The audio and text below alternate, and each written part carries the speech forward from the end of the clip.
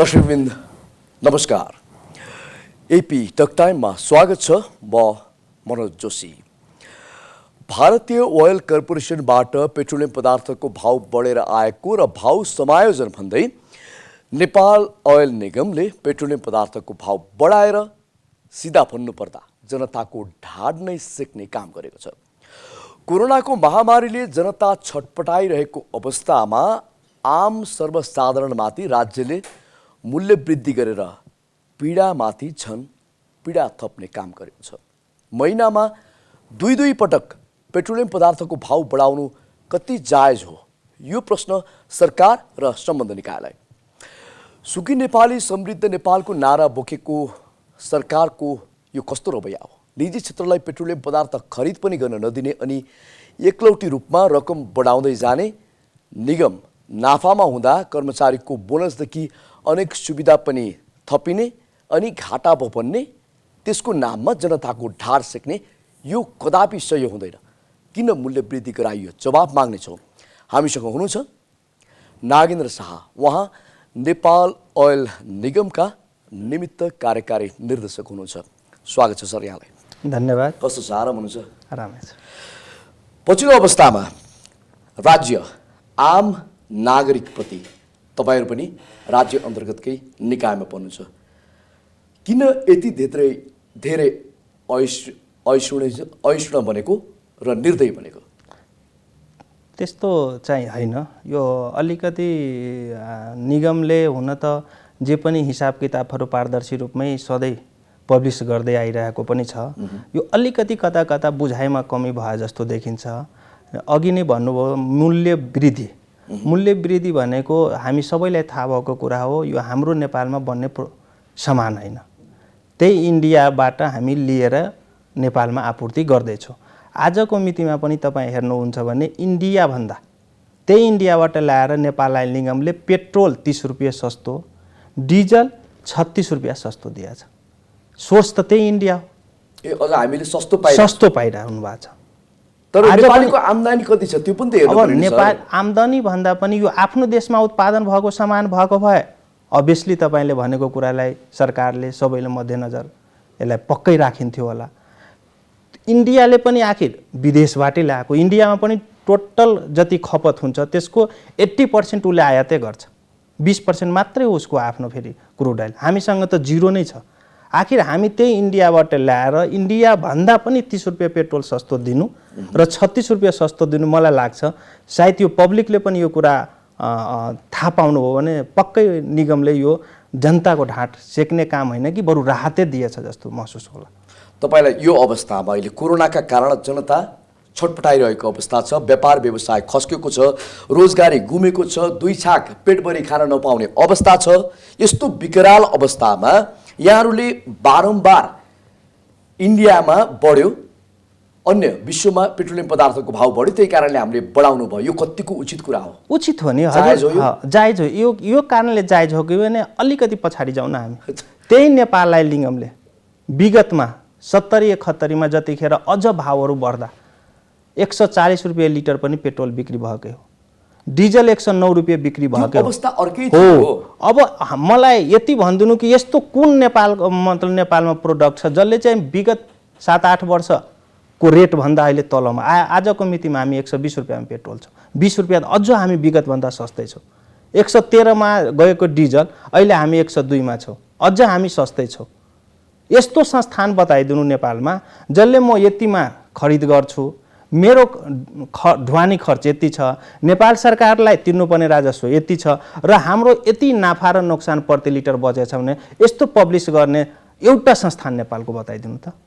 Oil निगम जतिको पारदर्शी हिसाब हामी त क्लियर कतिमा किन्ने, कति नेपाल सरकारको राजस्व भन्सारमा बुझाउने, कति ढुवानी भएर हामी तिर्यौँ, त्यसपछि कति हामी निगमलाई अहिले आजको मितिमा हाम्रो 15 दिनमा मात्रै लस 88 करोड रुपियाँ छ। त्यही भएर जनतामा फ्रस्ट्रेसन यही कारण आउँछ सर।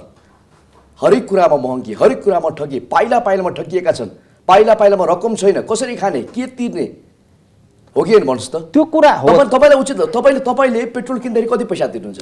पेट्रोल किन्दा आखिर मैले भने नि आफ्नो देशमा नबनेको सामान विगतमा 140 रुपियाँसम्म पनि बेचिसकेको प्रोडक्टलाई 120 मा बेच्दा सुन्नुहोस् न, आफ्नो देशमा नबनेको त एउटा बहाना मात्रै हो। हरेक कुनै पनि हाम्रो देशमा त केही पनि अहिलेको अवस्था हेर्दाखेरि धेरै कुराहरू सबै विदेशबाट तपाईँले आयात भन्नु गर्नुपर्ने न, अवस्था मैले छ। 100 रुपियाँमा किनेर 90 रुपियाँमा मैले बेच्यो भने 10 रुपियाँ म कहाँबाट ल्याउने? तपाईँलाई अझै हिस्ट्रीतिर म थोरै 1 मिनट टाइम लिए। प्लिज यही हामी समयमा स्वचालित मूल्य प्राइसिङ जुन गरियो, अटोमेटेड जुन आयो 71 आज सायद यो अटोमेटेड प्राइसिङ सिस्टम हामी नल्याएको भए सायद तपाईँ र हामी यहाँ अहिले कुरा गर्ने स्थितिमा थिएन होला। किनभने 38 अर्ब ऋण गएको थियो। यही समयमा मूल्य समायोजन 1-2 रुपियाँको एडजस्ट नहुँदा निगमले विगतमा 71 सालमा 38 अर्ब ऋण, नागरिक लगानी कोषबाट 13 अर्ब, सञ्चय कोषबाट 12 अर्ब, त्यसको ब्याज निगमलाई वर्षको 4 अर्ब रुपियाँ तिर्नुपर्ने अवस्था थियो। भनेपछि के पद्धति हामी सुधारौँ? मैले भने नि रेफरेन्स हेरौँ त, निगमलाई इन्डिकेटर हेरौँ, विगतभन्दा सस्तै हो। निगमको आजको छवि, आजको फिनान्सियल पोजिसन राम्रै भएको छ, सबै आम मानसमै भएको छ। हामीसँग विगतमा पैसा नहुँदा 5 दिन 7 दिनको स्टोरेज पनि छैन। 1 दिन पनि हामीलाई इन्डियनमा डिस्टर्ब हुँदा हाम्रो लाइन लाग्थ्यो। कम्तीमा यो कुरा कहाँ लाग्नुभयो त? यो रकमबाट हामी केही विकास कार्यहरू खर्च गर्दैछौँ। विकासको भन्दाखेरि के कार्य? जस्तै पूर्वाधार विकासमा हामी पोखरामा 10,000 केलको भण्डारण बनाउँदैछौँ। यी पहिला मेनुअल सिस्टममा हाम्रो हिसाब किताबहरू राख्थ्यो, त्यसको हाम्रो वैशाखबाट ट्रायल हुँदैछ। सरकारी ढुकुटीबाट निकाल्नु पर्यो नि त विकासको खर्च त, ओइल निगमबाटै निकालेर चाहिँ त्यही बनाउनु पर्छ भन्ने छैन नि त्यही त। अझ फेरि त हजुरलाई बिचमै रोकेँ मैले। नेपाल आयल निगम भनेको स्वायत्त कम्पनी हो। कम्पनी ऐन अन्तर्गत जसरी एउटा प्राइभेट लिमिटेड ब्याङ्कको भनौँ न, राष्ट्रिय वाणिज्य ब्याङ्क भनौँ या नोबेल ब्याङ्क भनौँ या एभरेस्ट ब्याङ्क, जसरी एउटा कम्पनीको स्टेटस हुन्छ, सरकार चाहिँ सेयरधनी हो तर यसको स्वायत्त निकाय हो। यसले आफै कमाएर आफै सस्टेन गर्नु। नेपाल सरकारले नेपाल आयल निगमलाई आजको मितिसम्म 50 वर्ष अस्ति पार गरेर हामी 51 को पनि एनिभर्सरी मगायो, अनुदान भन्ने कुरा नेपाल आयल निगमले पाउने होइन। नेपाल आयल निगमले जुन टाइममा स्थापना भयो, अझ हिस्ट्री भन्नुहुन्छ नि 2027 सालमा त्यो प्राइभेट लिमिटेडमा अन्तर्गत स्थापना भएको कम्पनी हो। 33 सालमा गएर हामी त्यसलाई पब्लिकमा लग्यो। 7 जना सेयर धनी हुनुहुन्छ।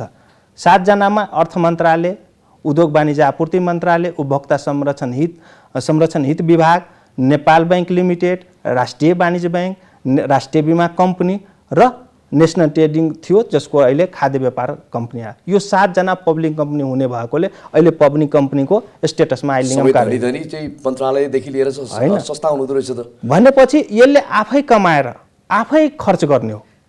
कमाएको पैसा ल पोखरामा त त्यो भनौँ न, पोखराको लागत कति हो? 87 करोड, के अरे 77 करोड रुपियाँ। 77 करोड रुपियाँ। के 77 करोडको लागि चाहिँ अहिले जनताको लागि चाहिँ तपाईँले पेट्रोलियम पदार्थको मूल्य बढाएर ढाँट्छ होइन? कसरी ढाँट्छेको मैले भने नि, तपाईँ रेफरेन्स सिकेकै छैन। साधन त सबैलाई चढ्नुपर्छ पर्छ। पेट्रोलियम पदार्थको भाउ बढेपछि हरेक चिजको चाहिँ मूल्य बढ्यो। अहिलेको अवस्था नाजुक छ।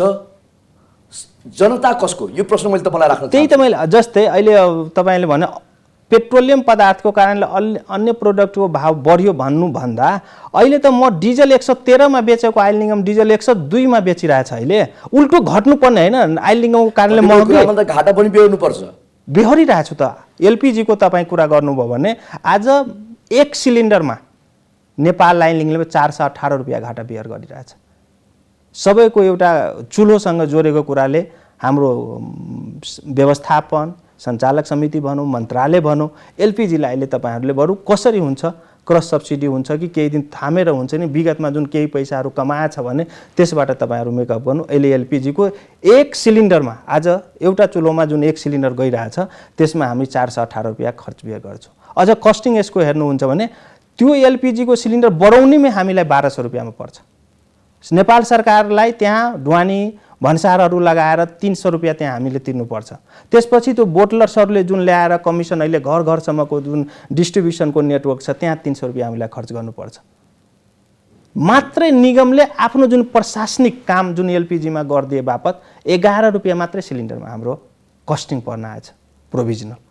अब भन्नु 418 लसमा र निगमले फ्रीमै काम गर्यो रे, त्यही पनि त 413 रुपियाँ त हाम्रो कस्टिङ पर्छ त। त्यहाँ 11 रुपियाँ न 418 रुपियाँ। त्यो फेरि लुकेको डाटा होइन। आज वेबसाइट खोल्नु, इन्डियाको बरौनीमा हामी कतिमा एलपिजी किन्यौँ, सरकारलाई त्यहाँ भन्सार बिन्दुमा कति राजस्व बुझायो, जुन ग्यास बोटलर्सहरूले जुन बोटलिङ गरे बापत र आफ्नो डिस्ट्रिब्युसनसम्म पुर्याउँदा लागेको कस्टिङ हेर्नु, फेरि त्यो पनि थर्ड पार्टीले नि दिएको कुरा हो। निगमको मात्रै त्यहाँ भूमिका भनेको 11 रुपियाँ हामी प्रोभिजनल, त्यो पनि तलब भत्ता जुन भन्सारको प्रशासनिक कामहरू गरे बापत हो।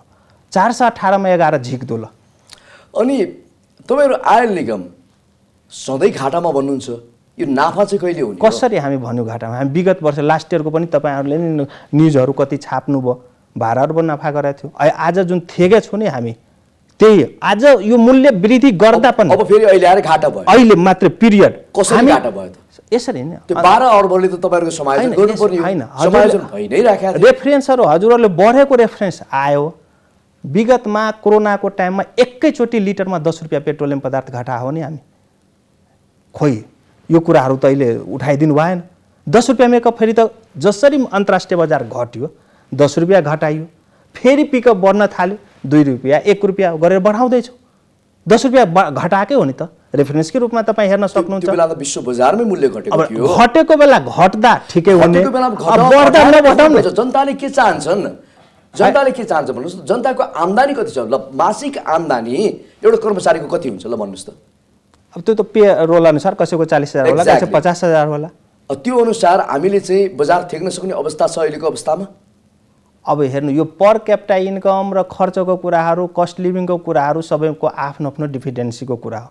म यति चाहिँ तपाईँहरूलाई जुन अहिले भूमिका राखिराख्नु भएको छ महँगीको, त्यो पेट्रोलियम पदार्थको कारणले होइन। यदि एनालाइसिस गर्नु पेट्रोलियम पदार्थको कारणले घट्नुपर्ने हो, किन तर्क म दिइरहेको छु भने विगतमा त 113 रुपियाँमा डिजल बेचिसक्यो हो नि त हामी, आज त 102 मा छौँ नि त।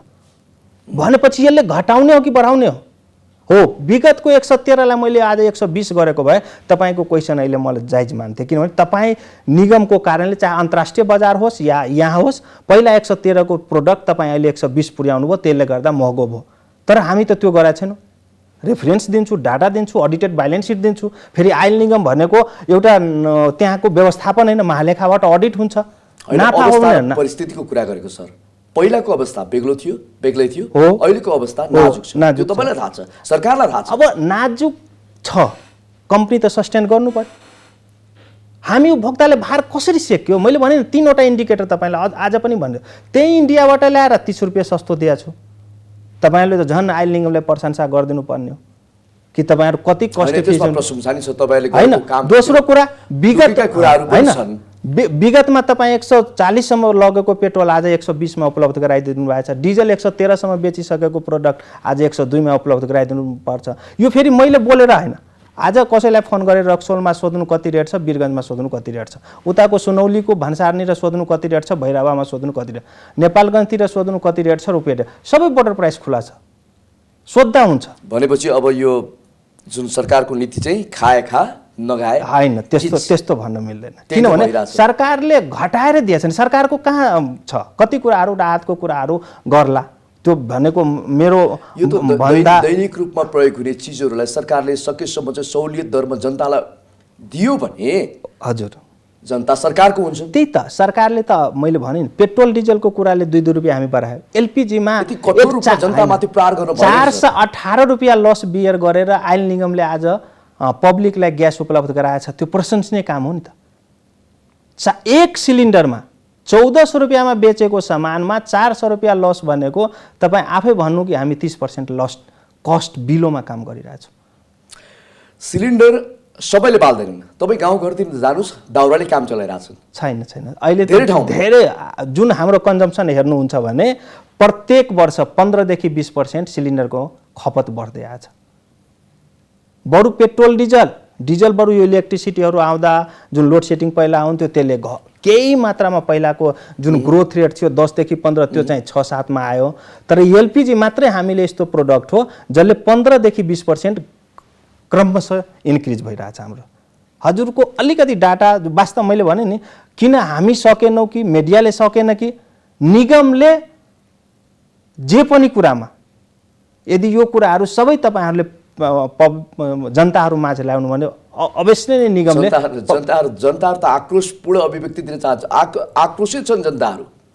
तपाईँलाई थाहा छ त तपाईँहरूको आयल निगमले घेराउ भइरहेछ भाउ बढ्यो भनेर होइन केही सरकारले के गरिरहेको छ? हिजो पनि आउनु भएको थियो विद्यार्थी साथीहरू आयो, हामी कन्भिन्स पनि गर्यो, उहाँहरूको पनि कुरा त्यही छ, सरकारले केही राहत हेरिदिनु पर्यो। अब आयल निगम र सरकार भनेको अभियसली मैले अघि नै भने हामी भनेको कम्पनी अन्तर्गतको स्थापित संस्था हो। हाम्रो इन्डिकेटर, हाम्रो पर्फर्मेन्स, हाम्रो भोलि लसमै गयो भने तपाईँले के भन्नुहुन्छ भने कस्तो संस्थानहरू सरकारले राखेको छ, सबै हात्ती पाल्ने भयो।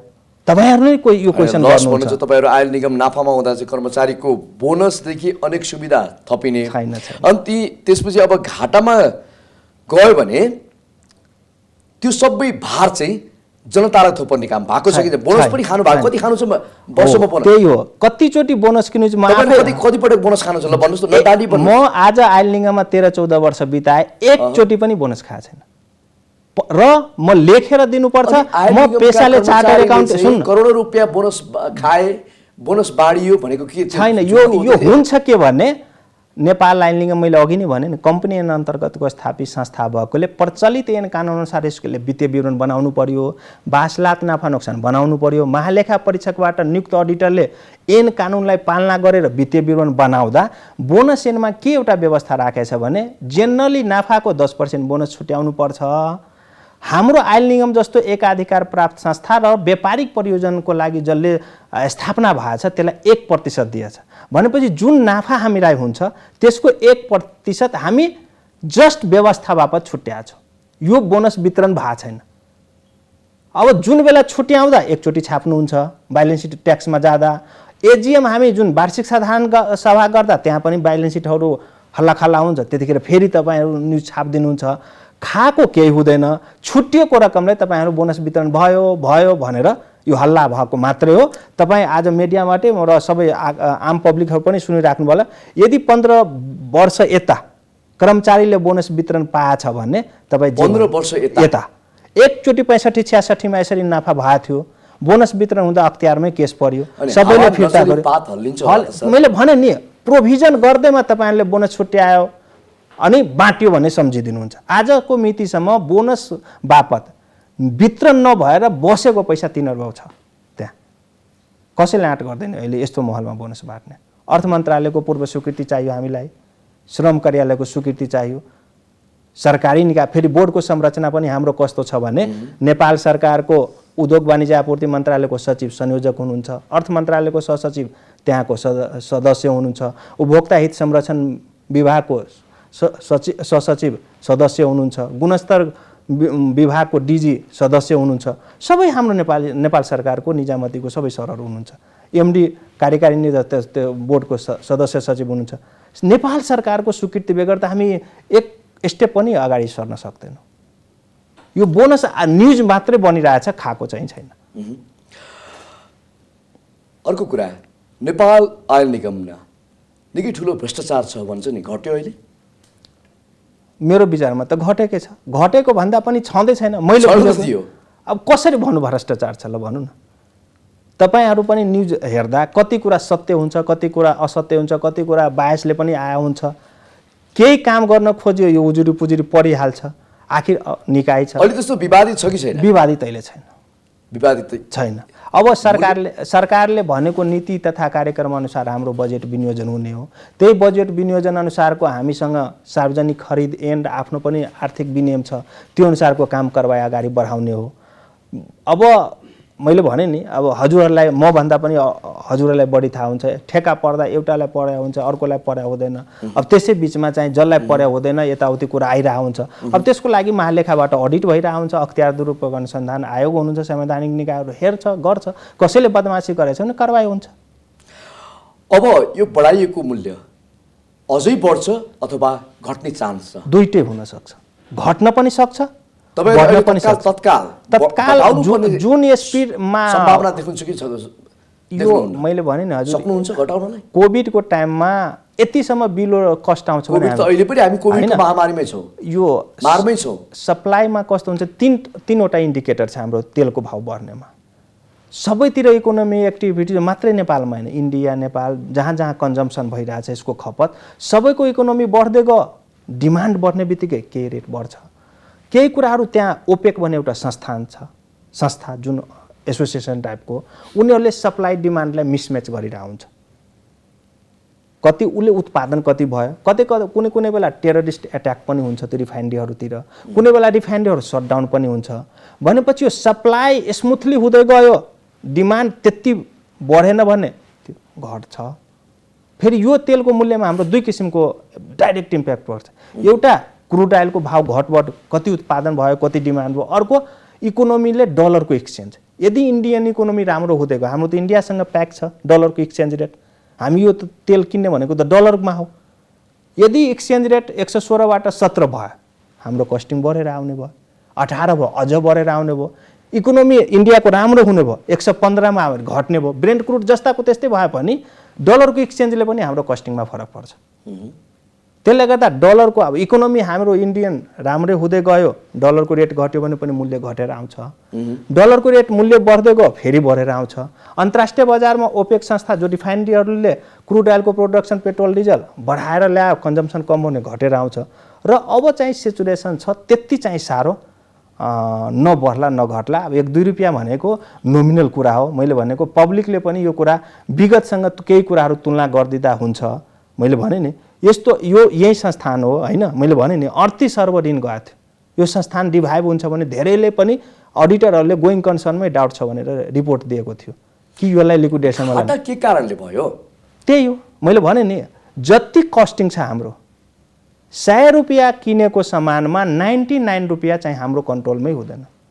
1% मैले किन लिए भने त्यो जुन त अघि पनि भनौँ न, बोनस भनौँ, तल भत्ता भनौँ, रिपेयर भनौँ, भर्मन भनौँ, भत्ता भनौँ, आजको मितिमा लिटरमा 50 पैसा हाम्रो। के 50 पैसाको कारणले यत्रो घाटा हुन्छ? 38 अर्ब अहिलेसम्म कति बुझाउनु सरकारलाई? कर त हाम्रो वार्षिक यो वर्ष त अझ बढ्छ, किन पछिल्लो पटक लास्ट इयर हामी 68 अर्ब बुझायो। कोभिडकै कारणले केही कन्जम्सनहरू घटेछ। त्यो करको हिसाब किताब छ पुरै क्लियर छ, अडिटरले सर्टिफाई गरेछ कुन शीर्षकमा कति कर जान्छ। ब्यालेन्स सिट मैले भने नि वेबसाइटमै अहिले हेर्न सक्नुहुन्छ। आयल निगम सरकारी निकाय भएर पनि पुसभित्र हामी साधारण सभा गरेर अपडेट गरेर ब्यालेन्स सिट बसेछ।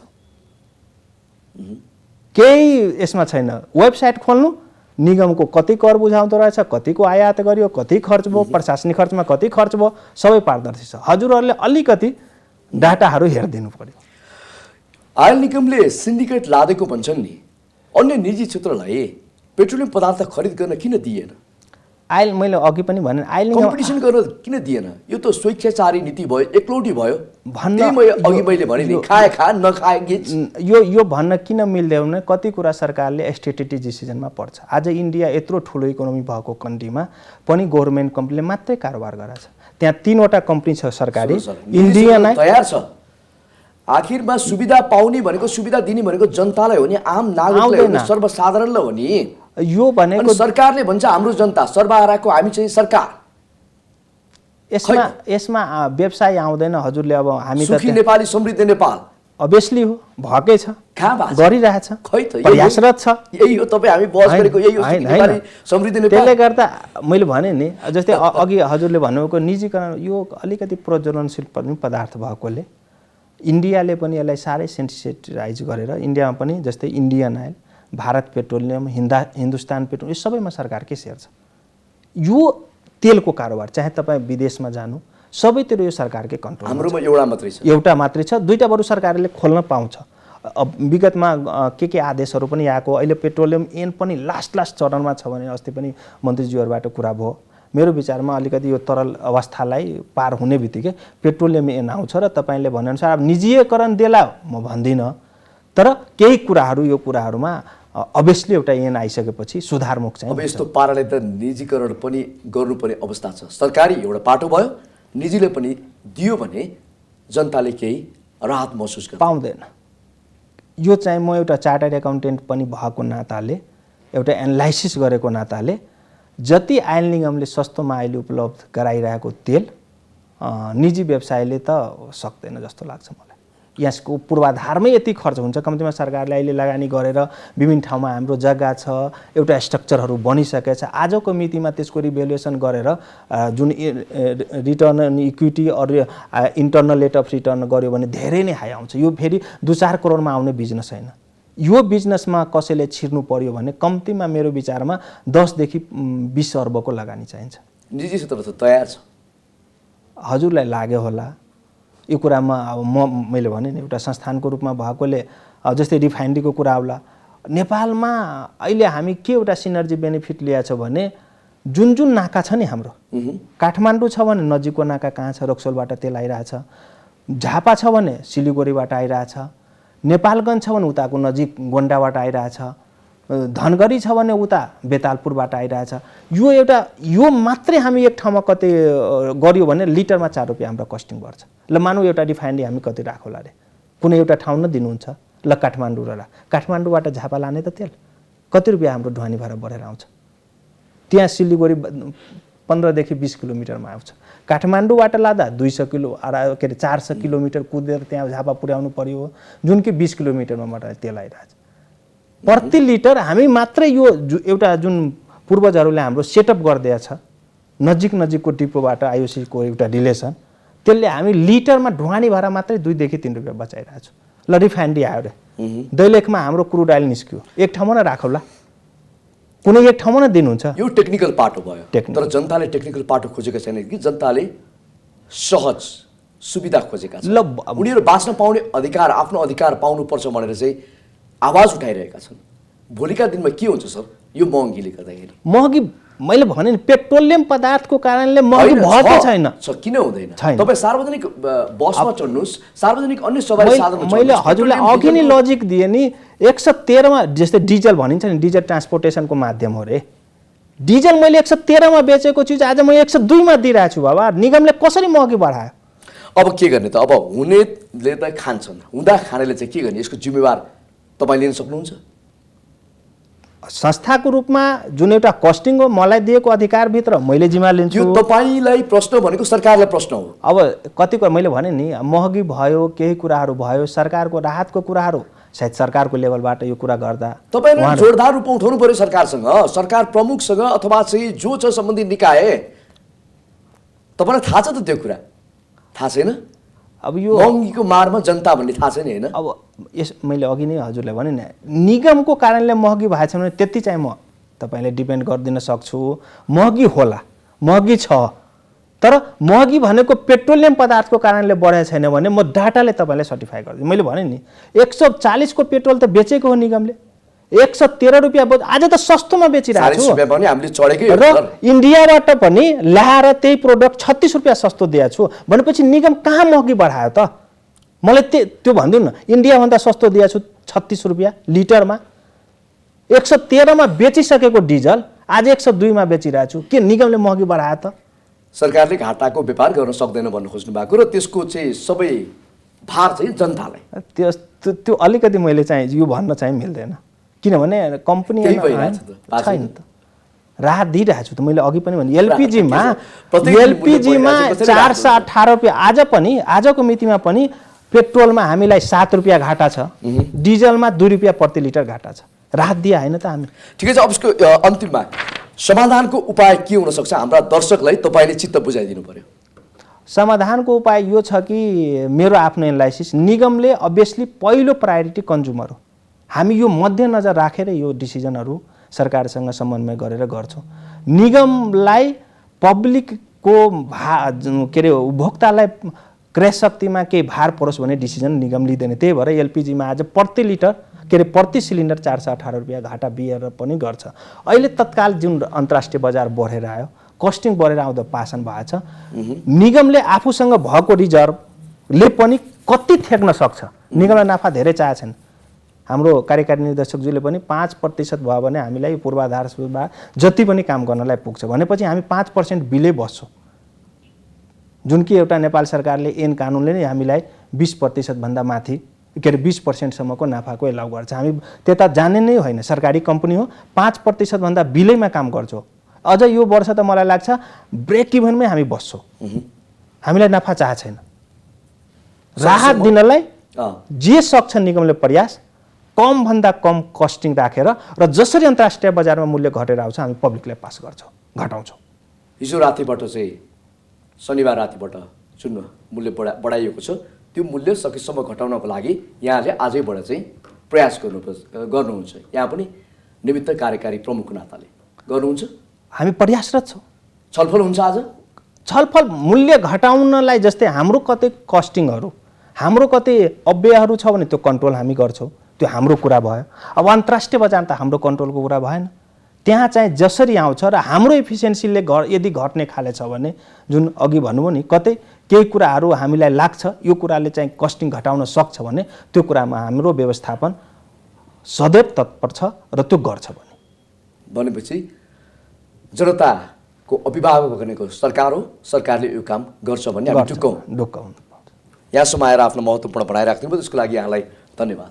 Thank you. जुन हाम्रो पनि निगमको तर्फबाट केही कुराहरू जनतामाझ कति क्लियर मैले गरेँ र अझ बेला बेलामा यो कुराहरू सबैले हजुरहरूले पनि जति बुझ्नुभयो गरिदिनु भयो भने मलाई लाग्छ यो सबैलाई कल्याण हुन्छ र निगमप्रतिको एउटा जुन धारणा पनि छ त्यो अभियसली चेन्ज हुन्छ। र यति चाहिँ मैले भन्छु कि जसरी पनि निगमले कमभन्दा कम खर्चमा जनतालाई राहत दिने नै पहिलो प्रायोरिटी निगमको रहनेछ, यति नै मैले भन्छु। हस् थ्याङ्क यू।